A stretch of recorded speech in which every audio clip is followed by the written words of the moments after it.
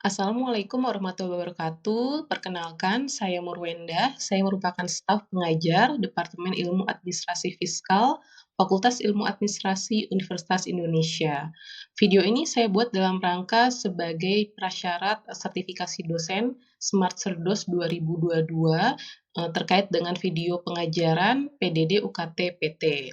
Pada kesempatan kali ini, saya akan menjelaskan mengenai mata kuliah wajib Fakultas Negara dan Pasar yang saya ampuh. Mata kuliah Negara dan Pasar merupakan mata kuliah wajib fakultas atau yang disebut dengan MKWF. Mata kuliah ini sebelumnya bernama Bisnis dan Negara sesuai dengan kurikulum tahun 2015, namun berganti nama sejak tahun 2020 menjadi Negara dan Pasar. Dan memang mata kuliah ini sifatnya wajib diambil oleh mahasiswa dari 3 departemen di fakultas kami, di mana mata kuliah ini berlangsung di semester 2 dengan bobot 3 SKS. Capaian pembelajaran dari mata kuliah ini adalah mahasiswa diharapkan mampu menganalisis konsep dan teori administrasi yang meliputi teori dan budaya organisasi, filsafat dan etika administrasi, tata kelola, kebijakan, inovasi, dan kelembagaan. Jadi memang itu spesifikasi di Departemen Ilmu Administrasi Fiskal, di mana ya memang mata kuliah ini membahas mengenai ya relasi timbal balik negara atau pemerintah dengan bisnis atau private sector dalam konteks pembangunan dan pendekatan sosial ekonomi politik, termasuk di dalamnya sebagaimana dijelaskan di deskripsi mata kuliah. Mata kuliah ini membahas mengenai sistem ekonomi seperti kapitalisme, neoliberalisme, sosialisme, dan juga isu citizenship atau kewargaan dalam hal peran kebijakan dan interaksinya dalam konteks relasi negara dan pasar. Nah, tentu sebagai mahasiswa ilmu administrasi fiskal, mata kuliah ini dapat membantu mereka untuk lebih kritis dan analitis dalam menganalisis dan mengevaluasi kebijakan fiskal. Mahasiswa tentu membutuhkan pemahaman yang komprehensif dan pemikiran yang kritis serta analitis tadi. Mata kuliah ini diharapkan dapat membantu mahasiswa untuk mempelajari atau mengkritisi kebijakan fiskal dari sisi power relations, ya, di mana ada hubungan ataupun relasi antara pemerintah, masyarakat, bisnis, yang mana itu menjadi aktor-aktor dalam kebijakan fiskal juga di dalamnya. Termasuk juga dari pendekatan yang lebih ke sosial politik, tidak hanya sekedar hitungan matematis ataupun teknis administrasi perpajakan. Nah, dalam perkuliahan ini memang tidak ada mata kuliah prasyarat ya. Tadi kalau misalnya dilihat di slide sebelumnya, walaupun di departemen lain terdapat mata kuliah yang terintegrasi, antara lain mata kuliah pengantar kebijakan publik dan juga pengantar tata kelola perusahaan untuk Departemen Negara dan Niaga.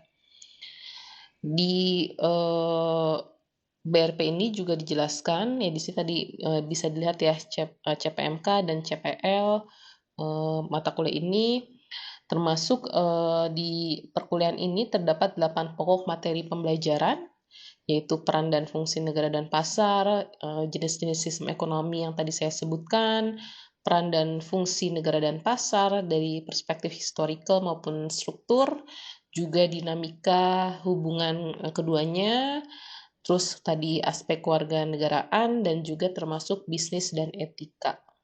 Nah, semua bahan bacaan ataupun reading sudah diberikan kepada mahasiswa melalui platform MAS, ya, di mana platform ini memang digunakan untuk pembelajaran daring asinkronus. Ya, bahan-bahan baca ini semua sudah ada, termasuk semua open content di dalamnya. Ini masih readings, ya ini open source atau open content, ada dari Prof. Fedi Hadis, Pak Faisal Basri, dan juga Prof. Harald Fur, dan juga open source dari YouTube pada umumnya.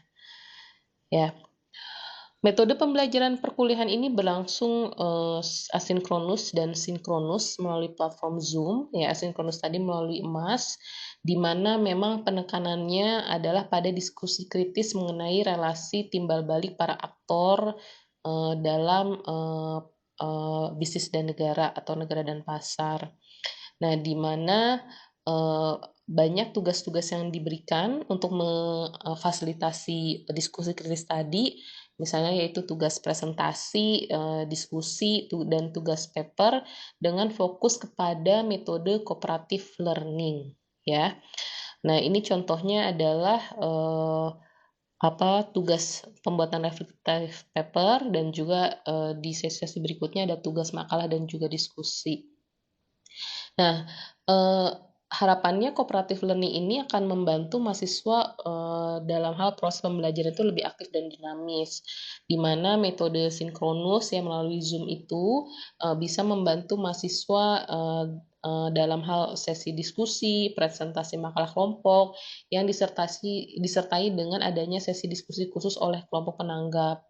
Nah, metode ini diharapkan dapat memfasilitasi daya berpikir kritis dan analitis mahasiswa tadi, terkait dengan isu, bisnis dan negara. Lalu juga terdapat sesi presentasi kelompok dari tugas makalah kelompok dan dosen juga nanti pasti, diharapkan menstimulus mahasiswa untuk aktif bertanya dan diskusi. Nah, untuk metode asinkronus, bahan bacaan, atau reading sudah diberikan melalui laman emas untuk dibaca dan dipelajari sebelum perkuliahan dimulai. Jadi mahasiswa itu tidak dalam tanda kutip kosongan ketika perkuliahan akan berlangsung, tapi mereka sudah baca materinya terlebih dahulu termasuk, membuat reflective paper. Nah, selain materi berupa jurnal-jurnal, juga ada materi pengayaan ya, seperti yang tadi disampaikan, ada juga video open source, terus juga open content YouTube, dan juga artikel-artikel lain yang memang memudahkan pemahaman mahasiswa terkait materi perkuliahan. Selain itu memang untuk tugas reflective paper, diberikan cukup banyak ya, yaitu ada 9 tugas, jadi memang dalam tanda kutip memaksa mahasiswa untuk membaca sebelum, perkuliahan berlangsung. Nah ini, bisa dilihat, metode pembelajaran ceramah, lalu juga mahasiswa mengumpulkan makalah, dan juga ada kelompok penyaji penanggapnya di sesi presentasi. Dosen sebenarnya bisa lebih fleksibel ya, menggunakan emas ataupun sesekali Google Classroom, tapi kalau saya pribadi lebih, get used menggunakan emas.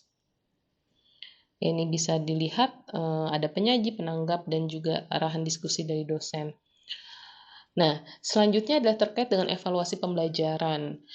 Berikut ini dapat dilihat ya bobot penilaian secara umum dari perkuliahan, negara dan pasar.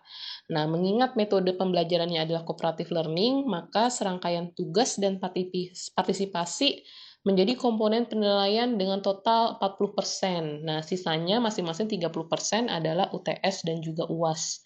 Ya, termasuk, pembahasan sub CPMK-nya sudah, dijelaskan di BRP, ya di mana memang kriteria penilaian juga dijelaskan di BRP dan mahasiswa memang, selain dituntut partisipasi aktif, dalam tugas dan perkuliahan, sinkronus, nah isu plagiarisme juga menjadi penekanan serius dari mata kuliah negara dan pasar, di mana memang ditegaskan bahwa mahasiswa tidak diperkenankan untuk melakukan plagiarisme. Nah, jadi memang, akan digunakan, Turnitin untuk mengecek, isu tersebut dan ketika ada plagiarisme terjadi, ya maka sanksi penilaian adalah langsung nol. Selanjutnya, saya akan menjelaskan mengenai tampilan emas yang digunakan sebagai platform pembelajaran asinkronus. Jadi Bapak Ibu memang, UI mendevelop Learning Management System atau EMAS sebagai sarana untuk pembelajaran, daring, asinkronus, di UI. Ya, di laman, Emas Negara dan Pasar, di sini sudah bisa dilihat ya table of contents dari perkuliahan ini, terdiri dari 16 sesi, di mana memang semua bahan-bahan perkuliahan sudah di-sharing di sini termasuk, open content, atau open source. Ya, termasuk di dalamnya juga dijelaskan apa itu CPMK perkuliahan ini, lalu strategi pembelajaran, tata tertib perkuliahan, termasuk pedoman bagaimana membuat tugas ataupun reflective essay salah satunya, sehingga mahasiswa seharusnya bisa paham dan bisa membaca, apa sih yang diharapkan dari pengerjaan tugas dari mata kuliah ini. Nah, di setiap sesi sudah bisa dilihat dari sesi 1 sampai 6 bahan-bahan sudah di-sharing khususnya untuk readings, termasuk PPT sebelum perkuliahan juga sudah di-share dan setelah perkuliahan sinkronus juga kemudian akan diunggah rekaman perkuliahan.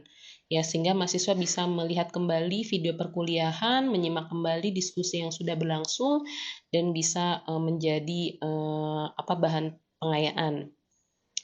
Untuk tugas-tugas perkuliahan, seperti bisa dilihat di sesi 2, sudah disediakan tautan untuk mengunggah ya reflective paper 1, 2, dan seterusnya, di mana mahasiswa tinggal klik ya, klik lalu unggah, sehingga nanti setelah diunggah akan bisa dibahas di kelas ketika perkuliahan sinkronus berlangsung.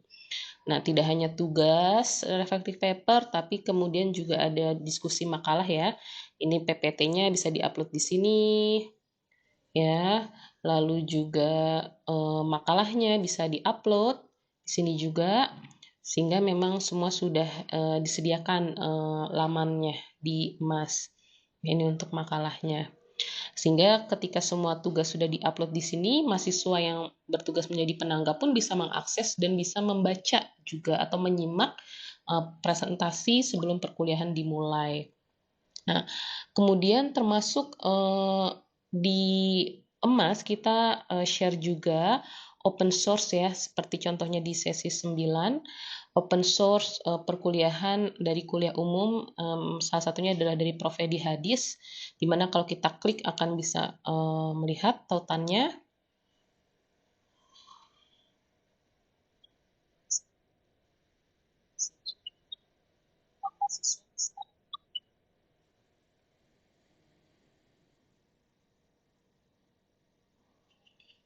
Dan sehingga memang EMAS sudah mengakomodasi semua bahan-bahan perkuliahan. Nah, selanjutnya, proses pembelajaran cooperative learning dalam mata kuliah negara dan pasar di kelas saya akan dapat dilihat pada video berikut. Terima kasih. Termasuk ketika bicara apa sih hubungan bisnis sama negara dan apa sih pentingnya mata kuliah bisnis dan negara, ya karena kita tahu bahwa dalam praktik sehari-hari ada fuzzy boundaries antara bisnis dengan politik, termasuk ekonomi dengan politik, di mana teman-teman tentu sudah belajar ya dengan mendengarkan video dari Prof. Fedi, ya Prof. Fedi Hadis, itu salah satu ikon aktivis akademis dari studi pembangunan terkait dengan ekonomi politik, di mana batasan atau realm antara keduanya itu blur seperti itu, sehingga kita tidak bisa melihat hitam putih bahwa politik adalah politik, ekonomi adalah ekonomi. Sehingga ketika kita menghandle suatu entitas bisnis, itu tidak terlepas dari isu politik. Even dalam kehidupan sehari-hari ketika kita berelasi dengan manusia yang lain, dalam bahasanya berinteraksi sosial, itu pasti ada kepentingan politik, dan setiap orang pasti punya interest, dan tentu ketika belajar bisnis dan negara itu bisa menjadi satu background teoritis bagi teman-teman ketika menghandle bisnis. Oh, ternyata saya penting ya untuk punya lobby-lobby politik yang positif terhadap pemerintah, bagaimana mengkomunikasikan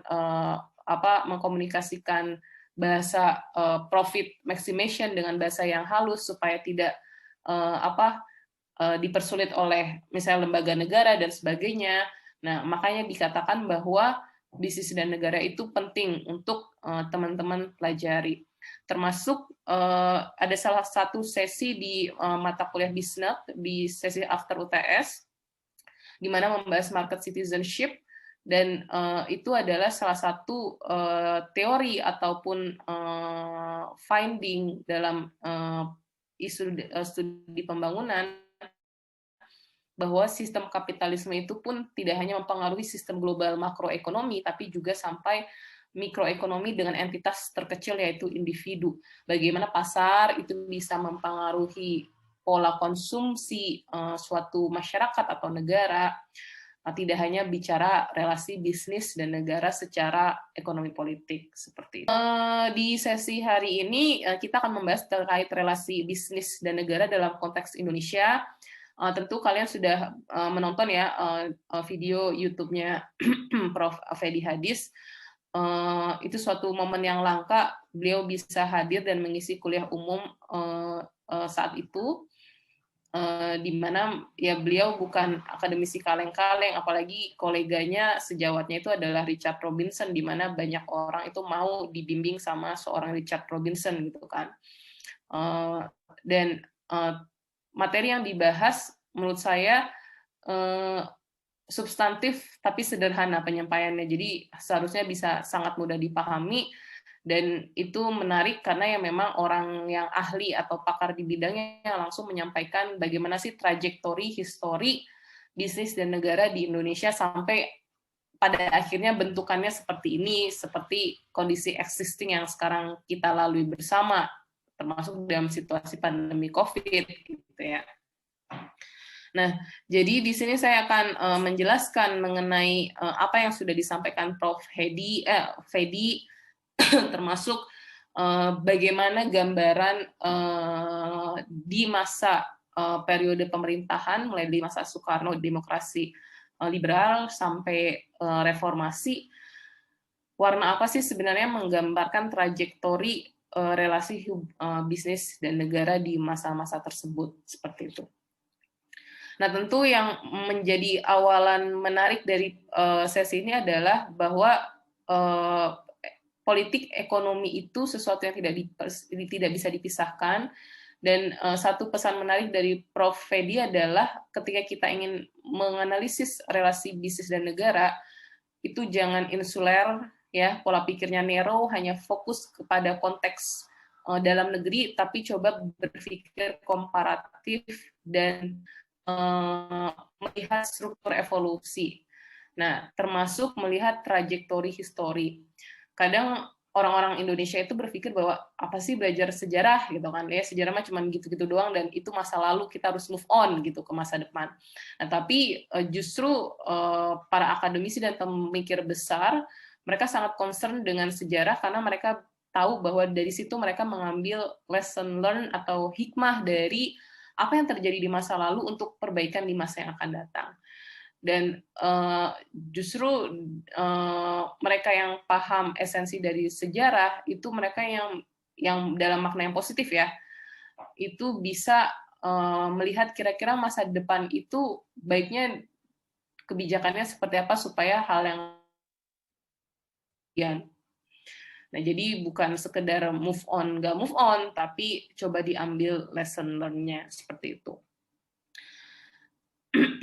Nah, tujuan pembelajaran sesi ini adalah untuk menjelaskan konsep dan relasi negara berdasarkan sistem ekonomi kapitalisme, sosialisme, dan sosial demokrat dalam konteks pembangunan di Indonesia. Gitu ya. Nanti kalau misalnya di sesi perkuliahan ada yang kurang jelas, raise hand aja atau langsung bicara nggak apa-apa supaya interaksinya dua arah ya. Feel free.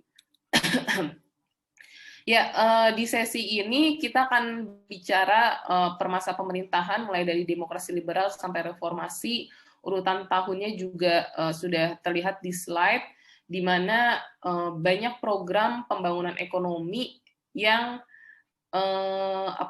yang dilakukan pemerintah supaya ekonomi kita bisa bangkit pasca kolonialisme.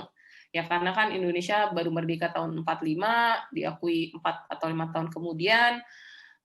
Lalu sebagai negara yang baru lahir pasti butuh dana atau hal lain supaya eksistensinya itu diakui dan masyarakatnya bisa bisa tumbuh secara ekonomi ataupun sosial. Nah, yang poin penting dari masa demokrasi liberal, kita mulai dari sini adalah bahwa jejak kolonialisme itu melahirkan suatu kondisi di mana individu negara kita itu lack of competitiveness dalam arti untuk membangun sistem ekonomi yang baik, sehingga isu-isu yang mungkin sudah kalian kuasai terkait dengan entrepreneurship itu tidak dibangun ataupun digagas sejak masa kolonialisme. Ya tentu logikanya Belanda ngapain mendevelop masyarakat orang lain, mendingan memperkaya diri mereka sendiri, dan itulah makna dari kolonialisme gitu kan. Sehingga ya menjadi wajar ketika pembangunan ekonomi termasuk sejarah relasi bisnis dan negara pada akhirnya itu terseok-seok dalam konteks Indonesia. Ya karena dari mental model masyarakat jajahan, terus juga pemerintahan yang menurut Prof. Fedi dianggap gagal untuk membangun suatu sistem yang kondusif untuk bisnis benar-benar kompetitif di luar patronase pemerintah, itu membuat relasi bisnis dan negara dari zaman Soekarno sampai zaman sekarang pun erat dengan esensi patron klien seperti itu. Nah, mengutip pendapat Prof. Fedi yang tentu teman-teman juga sudah dengarkan bersama, bahwa dalam melihat perubahan struktur, dalam melihat trajektori relasi bisnis dan negara, dalam pendekatan critical political economy, ya walaupun ada banyak jenis pendekatan termasuk New Institutional Economy, NIE, itu adalah kita melihat struktur masyarakat. Karena selain melihat trajektori bersifat komparatif juga, dan juga kita melihat historical aspek dari ekonomi politik suatu negara, kita lihat struktur evolusi masyarakatnya. Perubahan kelasnya itu seperti apa? Ya karena yang fundamental bukan institusi negaranya, tapi struktur masyarakat yang secara hierarki itu membentuk suatu tatanan relasi bisnis dan negara. Itu yang disampaikan Prof. Fedi, di mana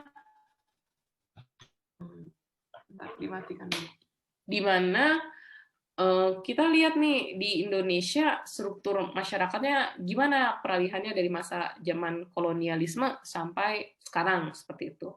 Siapa yang menjadi penguasa dan subordinat, siapa yang menjadi sentral, lalu siapa yang menjadi satelit.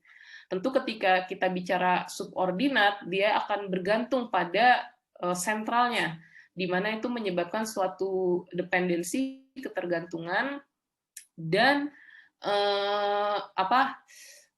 dalam konteks yang negatif, di mana itu ada kepentingan khusus, itu menyebabkan relasi patron klien.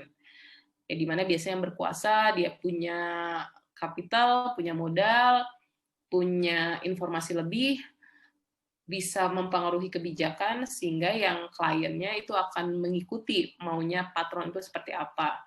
Nah, kalau kita lihat dalam histori struktur masyarakat, ya tentu di zaman Belanda yang berkuasa adalah orang Belanda atau kolonial.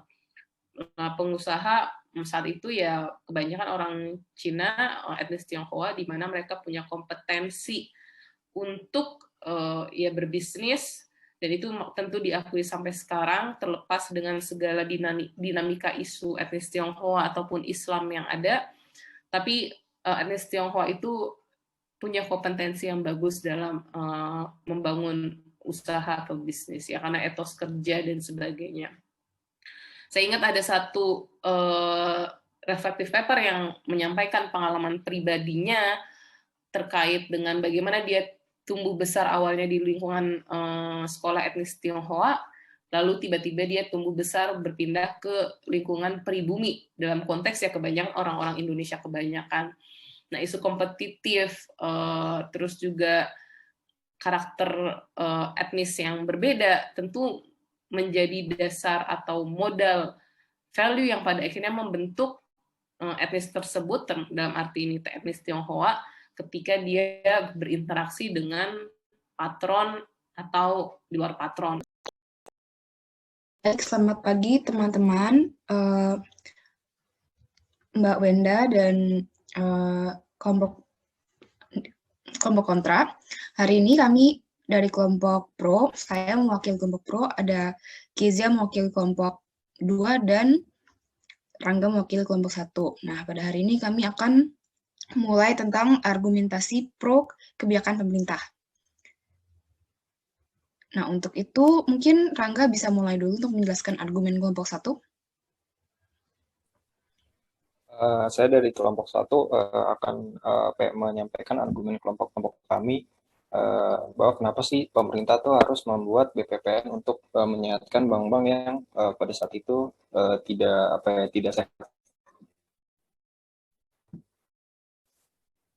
Nah, dari argumen kelompok kami itu yang pertama itu dengan pemerintah membentuk BPPN itu tuh bisa mengurangi kredit-kredit bermasalah dan meningkatkan modal yang menjadi sektor penggerak yang menjadi penggerak sektor perbankan. Yang kedua itu dalam pemerintah membentuk BPPN itu tuh bisa menciptakan iklim perekonomian yang lebih kondusif sehingga dapat mengembalikan kepercayaan masyarakat dan investor terhadap sektor perbankan. Yang ketiga itu program rekapitalisasi perbankan sebagai tindakan penyesuaian yang harus dilakukan agar pemerintah bisa meningkatkan pendapatan fiskalnya di masa depan dan menyelesaikan masalah perbankan lainnya. Ini tuh karena dengan meningkatnya utang-utang yang ada di sektor swasta itu, pemerintah tuh bakal mengira kalau nanti di masa depan akan sulit untuk menagih-nagih pajak sebagai pendapatannya karena banyak perusahaan yang tutup sehingga ada kemungkinan bahwa pajaknya itu akan sulit ditarik di masa depan. Yang keempat itu jika melihat negara-negara yang pernah mengalami krisis perbankan, program penyihatan bank ini merupakan langkah yang harus diambil untuk memulihkan stabilisasi perekonomian. Baik, selamat pagi teman-teman, Mbak Wenda dan kelompok kontra. Hari ini kami dari kelompok pro, saya mewakili kelompok pro, ada Kezia mewakili kelompok 2 dan Rangga mewakili kelompok 1.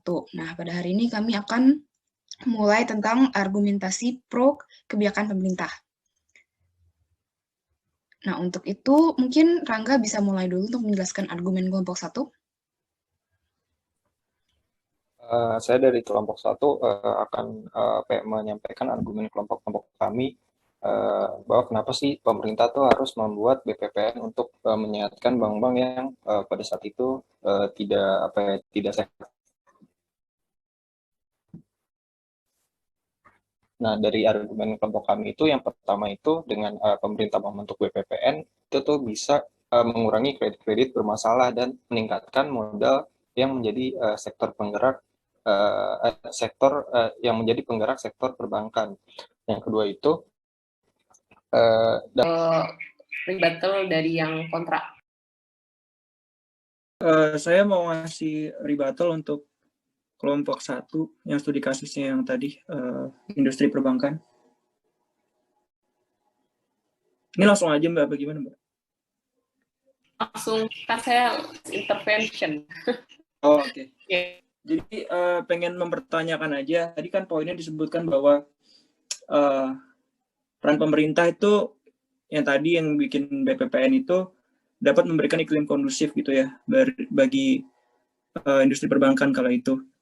Namun di makalah kalian itu bilang bahwa semua ini tuh bom waktu gitu, semua ini bom waktu dan juga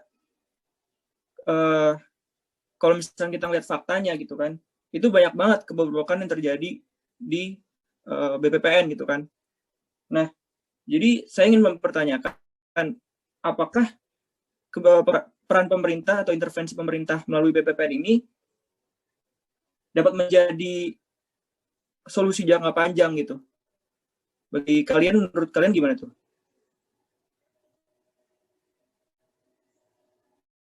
Sorry interupsi, Radit. Di sini kan kita memberikan statement ya, jadi lebih baik statement bukan pertanyaan, karena nanti pertanyaan ada sisinya sendiri. Ya.